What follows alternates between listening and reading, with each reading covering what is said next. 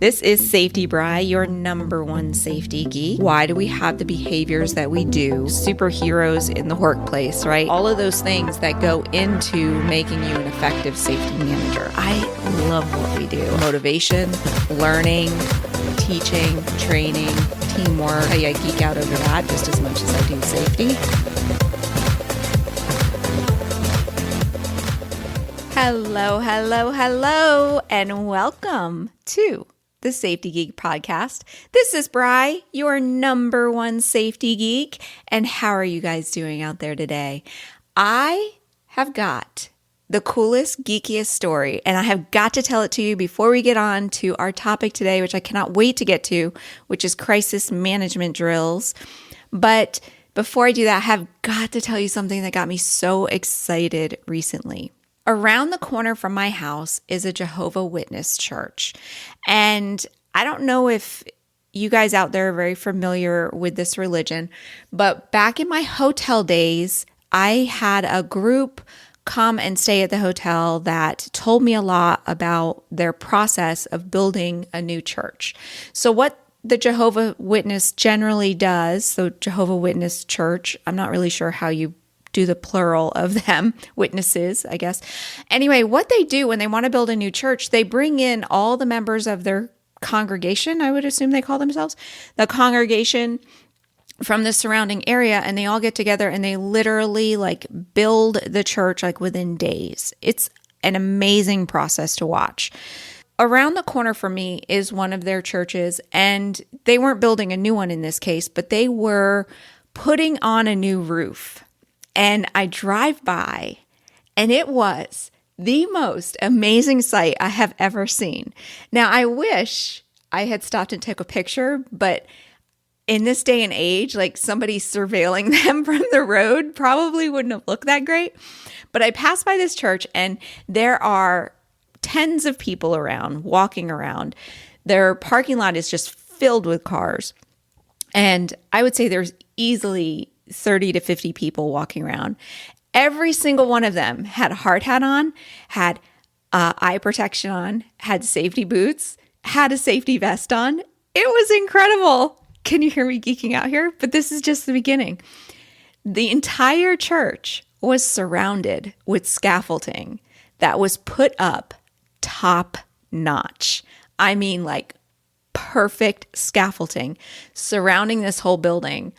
So that way, when they were up there working, their people were protected. I'm just sitting here going, they're building this house next to me, and it generally takes 4 or 5 roofers to put the house up, to put the roof on. And they're out there in cargo shorts and sneakers, no shirt on, and definitely no fall protection. But no, here they're just replacing the roof on this church. Not even replacing the whole roof, just when you redo the shingles every 20 years or so, just doing that. And they had full out safety gear.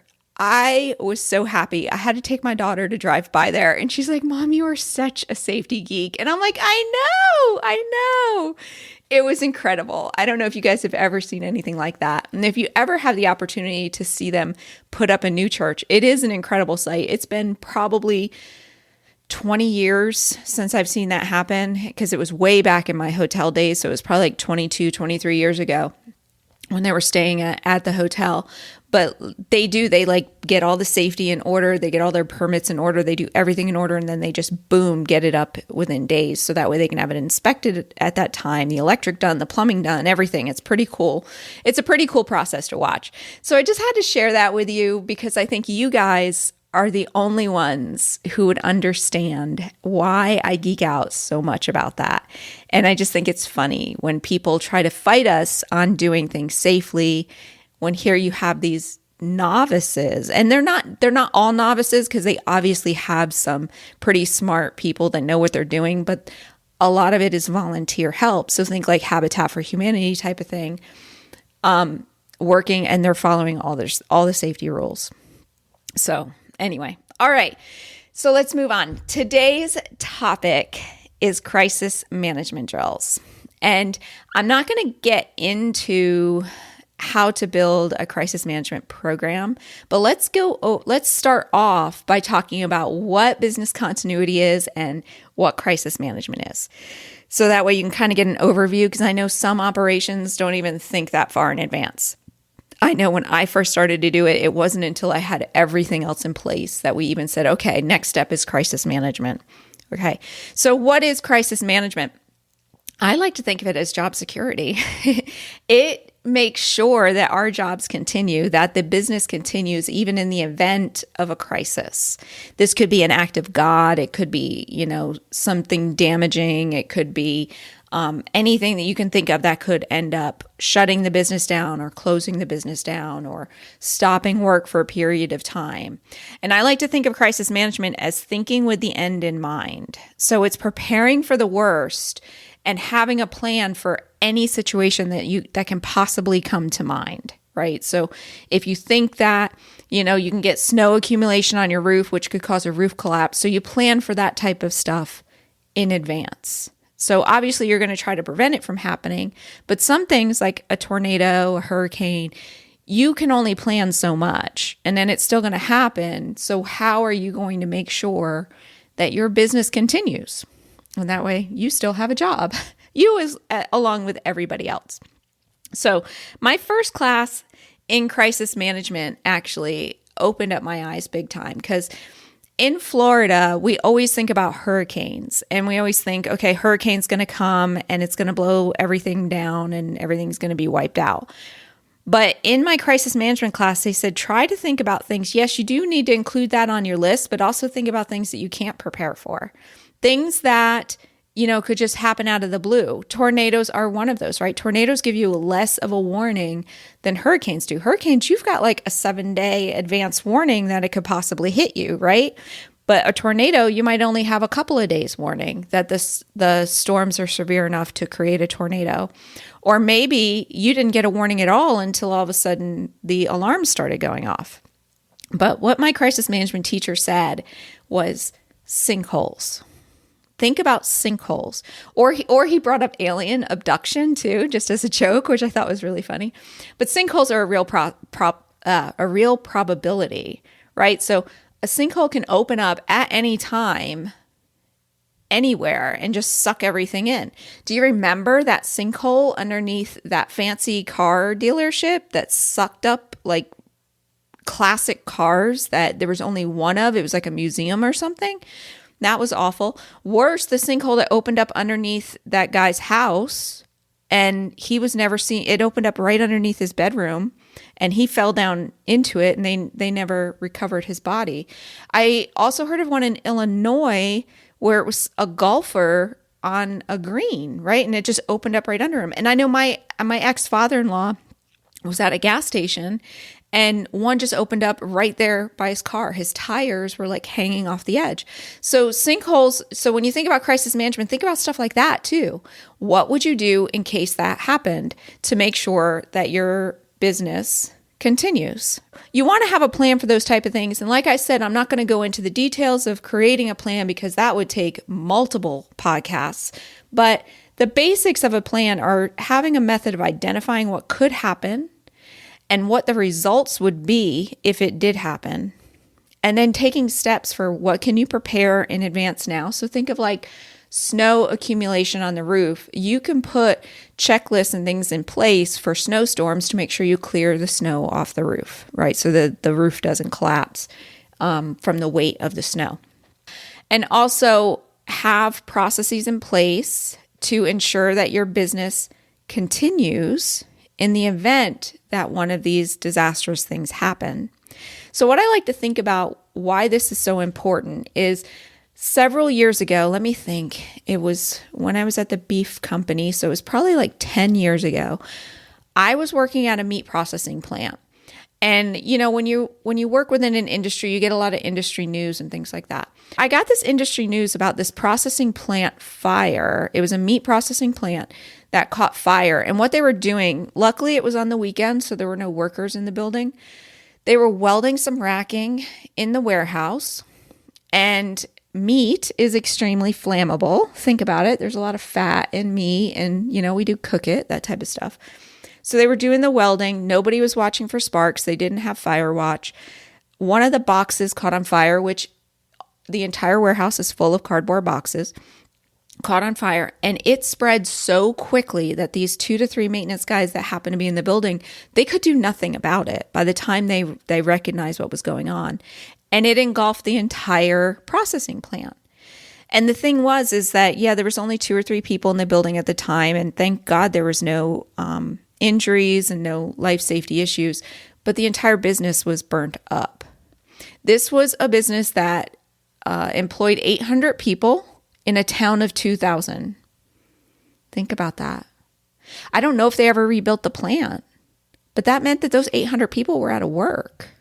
So having a continuity plan thinks about these things ahead of time, right? So yes, they probably should have had fire watch, and yes, there were things they could have done to prevent it. That's a whole nother story. But if a fire happens, let's say your building gets hit by lightning and starts that same type of fire, how are you going to make sure that your business continues? All right, so that's why I feel like this is so important. And fire is one of the things that I am always scared of myself. My kids actually tease me about how scared I am of fire because I don't want to lose my stuff, right? And you kind of have to start from scratch again. And some businesses, if they burn down, they may never start from scratch again. They may say, nah, we're just not going to bother. We're going to just take our insurance money and run. Having a plan in place kind of helps you continue the business. So typical things that I see for people in their plans to make sure that their business continues is to have offsite storage. So you might want to store things for the business offsite, like your data, your IT storage, things like that, important papers, documents, computer backups, all that good stuff. Having a good relationship with your suppliers and your competition, right? So you can actually partner with your competition that in the event of a crisis, they'll take over your business, and vice versa. When they have a crisis, you'll take over their business, but you won't steal each other's business. Once everyone is back up and running again, it returns back. It's just a relationship.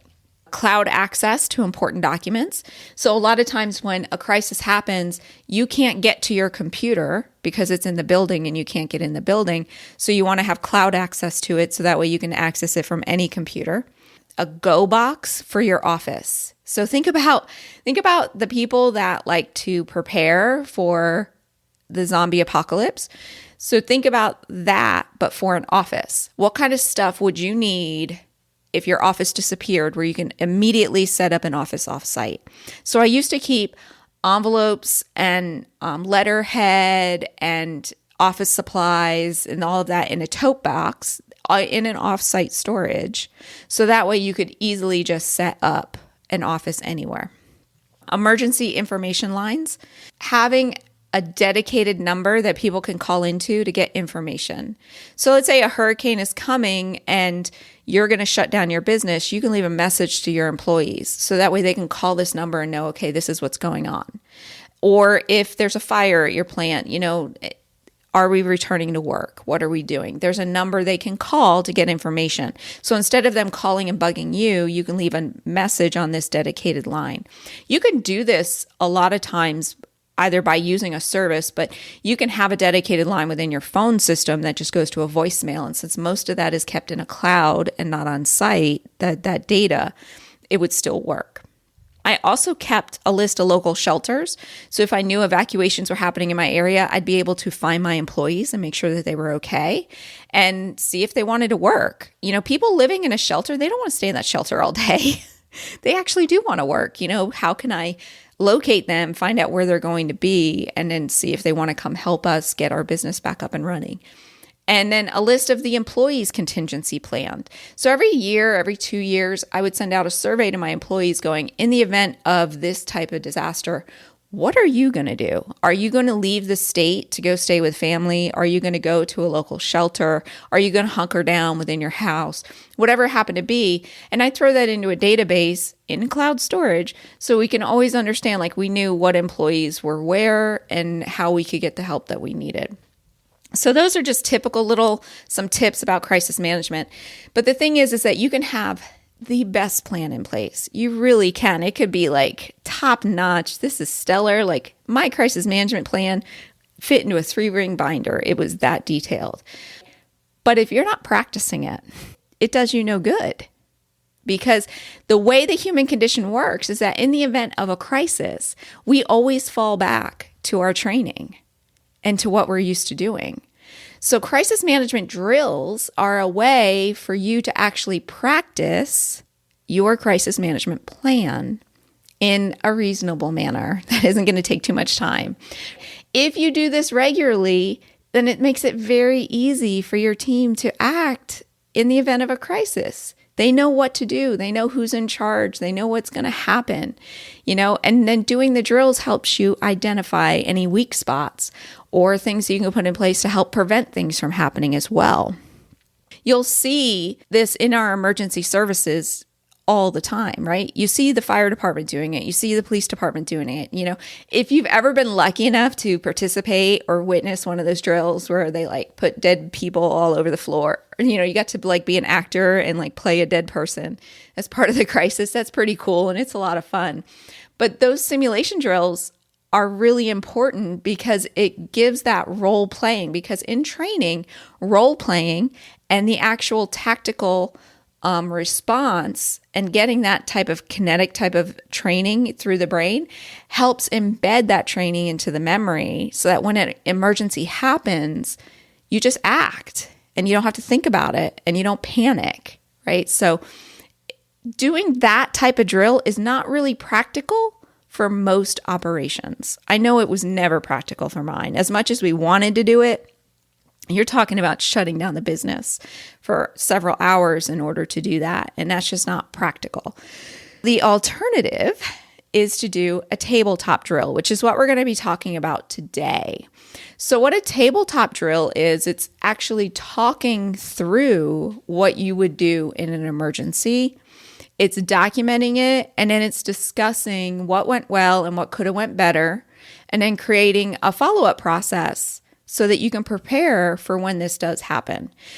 I will tell you that most of the tabletop drills I did, we ended up improving our checklist, improving our inspection process, improving everything, and it got everybody on the same page. So it got everybody to understand, like, hey, we have to think about these things. And what was really cool is that I would bring a drill to the table that was about potable water, right? And us losing potable water. And in a meat processing type facility, you can't operate without water. So we would be doing the drill on that. And then all of a sudden, all these other ideas for future drills would come up. What if there was a fire in the kitchen hood, or, different things would come up based on them. So scenarios that I never even thought of for my crisis management plan would also come up too. So I would end up having improvements in my crisis management plan as well. Let's go through how you actually do a tabletop drill. The first step is to plan a topic. So if you have a crisis management plan, you already have a list of possible crises that could happen, because you've already identified what kind of situations can happen. What are the acts of God that we could be exposed to? What about violence? What about, employee issues? All those different things. So things that I think of usually are weather, earthquake, flood. Because I was in food processing, I always thought of lack of water. Employee strike could be one. A rack collapse, because I was in warehousing. It's what I thought of a lot. A major equipment malfunction, right? So if you have a piece of equipment that your business depends upon, and that equipment goes down for 3 days, what are you going to do? Do you just, that's okay, we just don't meet quotas? Or maybe your contingency plan is we're going to work the weekend. Who knows? But you have to think about these things ahead of time so that way you're well prepared. That's the first one, is you want to plan a topic. And I love to change my topic for every drill. The ones that are likely to happen, I will repeat. But I generally and we'll talk about how often I like to do these drills. But I do like to repeat the ones that happen more often, but I do like to change them up because it makes the tabletop drill more fun too. So that way we're not talking about the same thing every single time. Next is you're going to create a narrative of the scenario and the timeline of the story. So this is the fun part. So you get to actually write a story about what happened. So you get to just make something up. Ray was cooking some meat in the kitchen and the grease splashed and it landed on this towel that was full of oil and I don't know, and it just started a fire.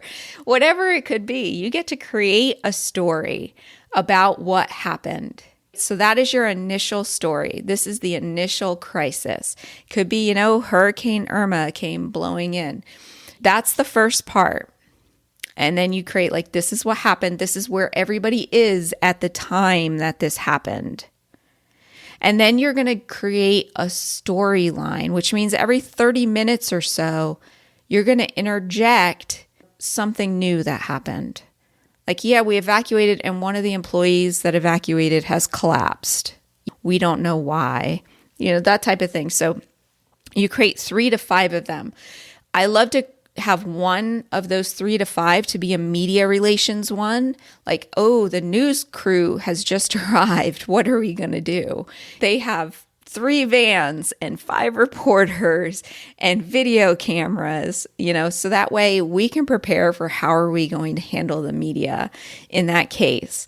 Or part of the building collapsed, or, maybe you had water and now you don't have water. Whatever it could be, you just make the scenario more difficult and different things that could happen. So you prepare 3 to 5 of those as well. So the whole idea is that you create this timeline of the story. And it could be 30 minutes after the initial. It could be 4 days later this happens. And then your next steps, so this is all just the prep. We're not actually doing it yet. We're just preparing for it. The next step is to decide who needs to be there. So generally it's going to be your management team, but you might want to include some supervisors or some maintenance people. So if I was talking about an ammonia response, an ammonia leak in the refrigeration system, I would include my ammonia tech in the meeting as well. Whoever's significant that is going to be on property at the time of your fake scenario, you make sure that they're included in the meeting as well. And then you plan your meeting. I will tell you, plan your first one to be 4 hours long. And I know that sounds like what I could not get my management team to agree to a 30-minute meeting, let alone a 4-hour meeting. But I will tell you, I fought tooth and nail to get my first one done. And the results were so incredible that from that point forward, nobody ever fought me on it. They just loved to do it because it was fun. And 2, because we got really good results from it. And they saw that it wasn't just me barking orders at them. It was a team effort. Really, really fight to get the 4 hours for your first one. And I explained to them, whether we're there for the 4 hours is really up to you guys, but I want us to have the time in case we need it. This is the first time we're doing it. We don't know how long we're going to need. So we're going to plan for longer than what we think we're going to need. So you want to have a conference room. I love to have the ability to use a whiteboard or a flip chart, have access to a computer to throw stuff up on the screen if we need to, depending upon where the conversation is going. It gives you a place to brainstorm ideas and things like that. And you want to have handouts. I don't want my handouts given out all at once. So I like to have my narrative handout, here is my narrative, and I hand that out to begin with. And then maybe I hand out a notes thing too, because we will have follow-up afterwards. And then every time there's an interjection, I have that as a handout as well. Because people take in information differently. You're listening to this podcast, so you're probably the type of person that likes to take things in through an audio format. But there are some people that need to read it. You want to make sure you're accommodating for everybody on your team and you're not assuming that everybody takes in information the same way. Some people need to actually see it. That's why I like to do handouts as well as I'm going to read the narrative too. Okay, so that is all of your pre-planning. You've got your topic picked out, you've created your narrative scenario, and you've created some timeline story interjections to go along with it. You've invited the right people to be at the meeting. And you know what? Here's the thing. You get to the meeting and some of those people don't show up, still go on because you know what? During a crisis, they may be out sick that day. And it just allows everybody else to go, oh, Bill isn't here. What are we going to do instead? That type of thing. And then you've got your meeting planned and it's on your schedule. That is all your pre-planning work. Now, when you actually go to do your crisis management drill, you are not part of the drill. You are the narrator. You are the note taker. You are not on property when the crisis happens. The idea of this is that you want them to be prepared to handle the crisis without you. Now, it's not like you can't answer questions and that you're this silent observer in the room, but you want them to understand that they can handle this and that they need to learn from this. You already know what to do. You're the safety professional. You study this stuff. You know how you want it to play out. You telling them what to do does not help them internalize the information enough for them to act during a crisis. So you can lay out in the beginning, and I always do this during my drills. Remember, guys, I am the facilitator. I am not part of this crisis. I am not going to help you come up with solutions. If you have simple questions that I can answer to make it go quicker, I may do that. But in general, I'm staying nonverbal during this meeting, and I'm just taking notes, and I'm the one that is going to narrate the scenario and the interjections with you. Okay, so now you have your crisis ready to start. You know your role, they know their roles, which is just to be themselves, and you have everything prepared. You're going to start by reading the scenario. So you read it, and then you say, what are you going to do? And you might go around the table and have each person say what they would do in that moment of the crisis. And then you verbally go through the chain of events. So when they feel stuck, you can just go, what will you do next? What will happen next? What are the other things you need to think about? And this whole time you're taking notes about it. And you document what's discussed. And as their discussion timeline, so if you think about it, I'm saying that my issue is, a roof collapse in the warehouse from too much snow. And all of these steps have taken place. Since then, they've got the refrigeration system under control. They have that shut down. They have all the employees accounted for. They have notified the customers. It's now literally an hour after the fake incident happened. You then go, okay, hold up, guys.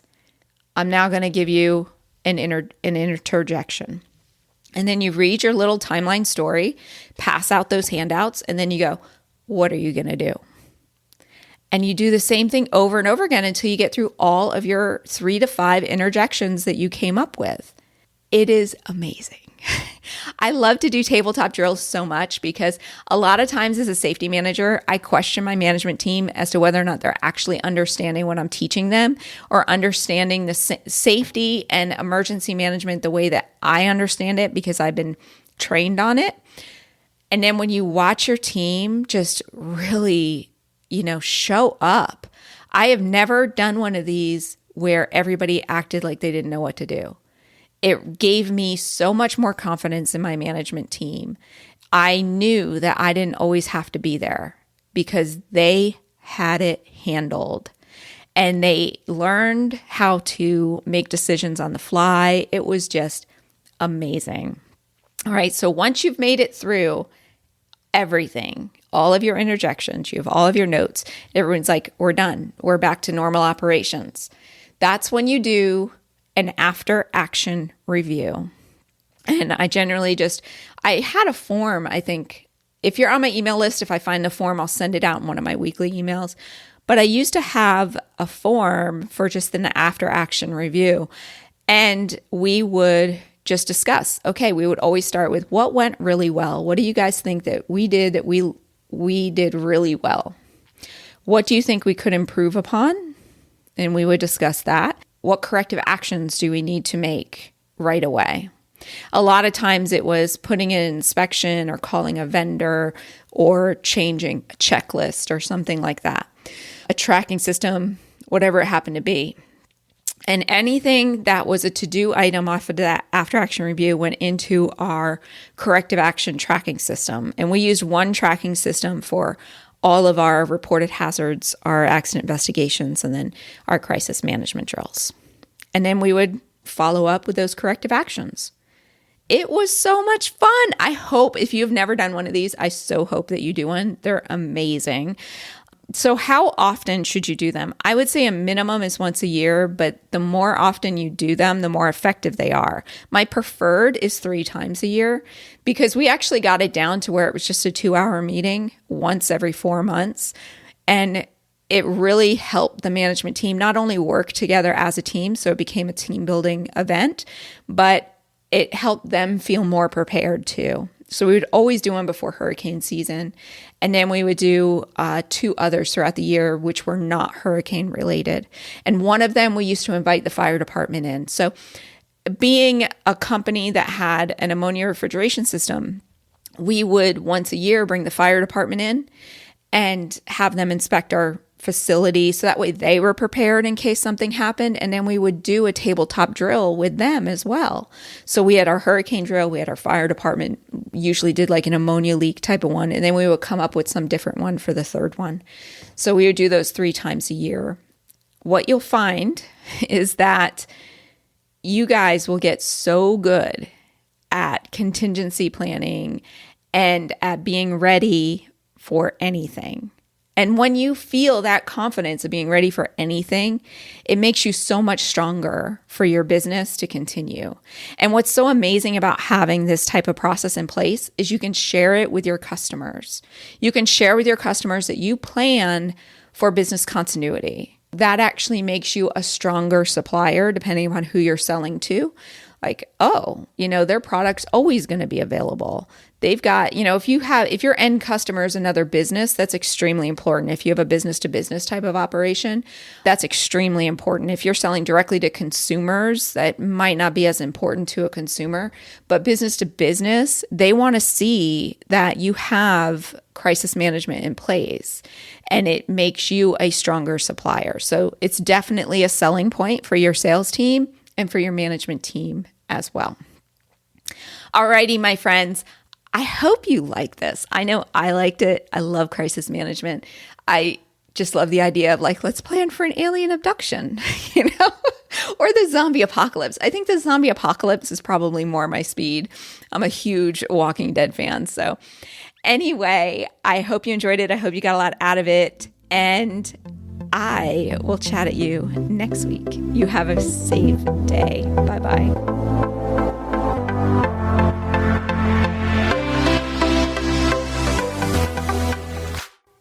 You know what? I have a hunch that you have a BSF, a best safety friend, who would love to know about this show. Well, don't keep it to yourself. Sharing is caring. Stop what you're doing right now and forward this show to them. They will thank you. And don't forget to check out the show notes and links for this week's episode at thesafetygeek.com.